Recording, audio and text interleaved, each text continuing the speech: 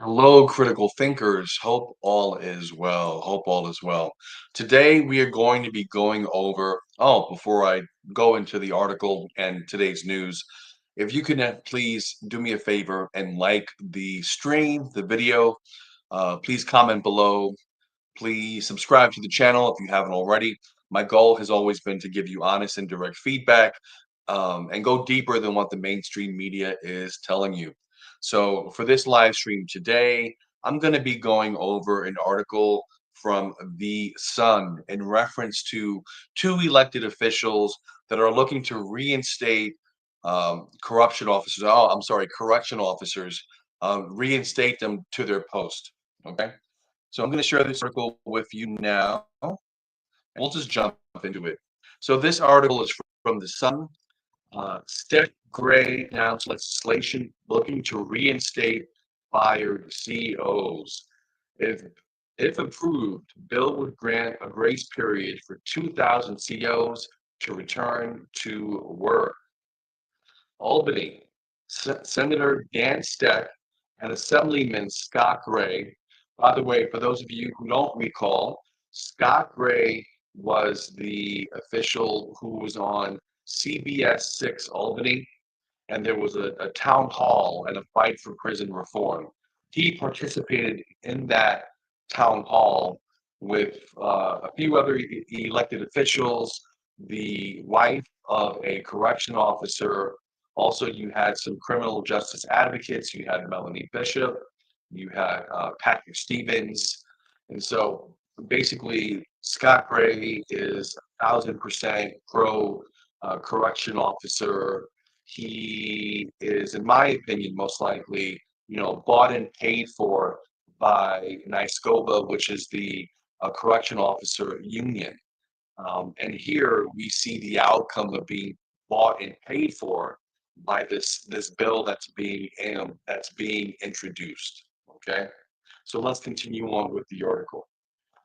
Dan Stec and Assemblyman Scott Gray announced legislation permitting the reinstatement of 2,000 correction officers fired by Governor Hochul in the aftermath of the CO strikes for prison safety measures. And just to stop it there very quick, one common thing that you hear is that these correction officers were striking for quote unquote safety, their safety, but who really is at risk in these correctional facilities?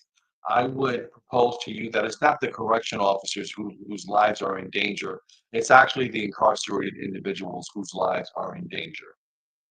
Senate Bill S7310 would grant a grace period for officers terminated by the governor to return to work without retribution.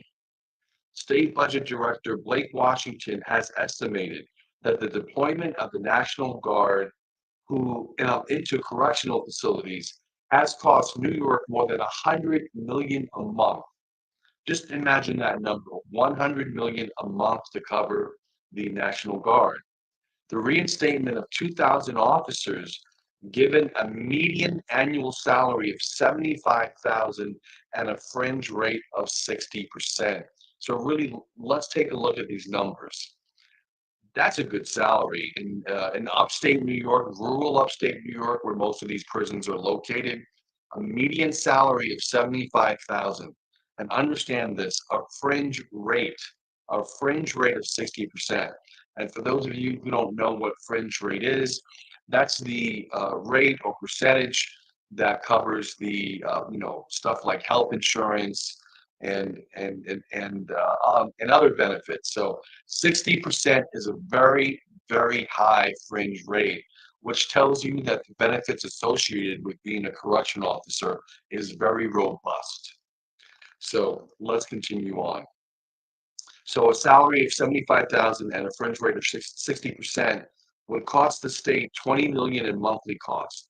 Allowing these officers to return to work not only save taxpayers money, but also ensures that qualified, trained personnel are working inside correctional facilities. Steck and Gray said in announcing the bill April 10th, quote, if New York State takes prison safety and costs seriously, Governor Hochul and Democrat leaders would end this vindictive firing and ban of 2,000 trained, dedicated correctional officers, said Stec.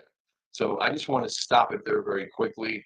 Um, to just note that a piece of the manipulation, right? This statement says if New York State takes prison safety and cost seriously. So it's basically saying, if you don't do this measure, you don't take prison safety seriously. But that's really not the case here. That's really not the case. Let's continue on. Quote, these men and women went on strike because they were in fear for their health and well-being due to unsafe conditions. In their absence, the state has deployed the National Guard, which is not trained or equipped for these circumstances. Instead of maintaining this new dangerous status quo, I urge the governor and Democrat leaders to take up mine and Assemblyman Gray's bill allowing these COs, these 2,000 COs, the ability to return to work. Again, another mention of these unsafe conditions, um, which my argument would be, I think the incarcerated individuals are more at risk than correction officers, just based on the number of deaths, based on the abuses, the beatings, the civil lawsuits. One thing that's I found very fascinating was when Scott Gray was on the CBS 6 Albany, New York town hall. Just, his affect, his demeanor, extremely condescending, the filibustering, refusing to address the issues at hand, um, and him just minimizing the abuses that are occurring in New York State facilities. You would not be able to engage him in any meaningful dialogue about the abuses, about the murders that are occurring in these state facilities. Let's continue on with the article. The 2,000 correction officers who were fired, being punished simply for speaking out against unsafe working conditions. No, they were fired because they violated the Taylor law. It's illegal for state employees uh, to picket, to strike. That's why they were fired, not for speaking out. They violated the law, and it's funny how these elected officials, even these correction officers, who want to speak about upholding the law, the rule of law, but they themselves violated that law and don't want to suffer the consequences of this. But we know culture-wide in the New York State, the Department of Corruption and Criminal Status, there is no accountability in that area. There's none. Let's continue. Instead of addressing their concerns, just as any employee should handle workplace issues, state fired them and treated them as if they were criminals. Well, they did commit a criminal act. Now, due to severe staffing shortages, DOTS is forced to release prisoners early. After a long delay, has finally acknowledged the real deficiencies in our prison system in a recently released video. Severe staffing shortages. There's no conversation here about workers' compensation. Lucy Lang, the New York State Inspector General, released a report. This is back in 2023, documenting the widespread abuse of the workers' compensation system in the New York State Department of Corruption and Criminal Status. This report came out in 2023 and showed, in terms of the New York State Insurance Fund, um, the Department of Corrections made up 44% of all of the workers' compensation cases. 44%, when they only represent, I believe, 10% of the entire New York State workforce. So you really take a look at those numbers and see how bad that is. Let's continue on with the article. However, before this situation spirals any further, we need to take immediate action to correct these wrongs, starting with reinstating the correctional officers who are ready and willing to return to the vital work they were doing. This is how we can truly begin rebuilding and restoring our prison system and public safety, said Ray. That is the end of the article. So again, you have these two elected officials, Dan Stec, state senator, and Assemblyman Scott Gray, basically caping for the correctional officers, advocating for correctional officers.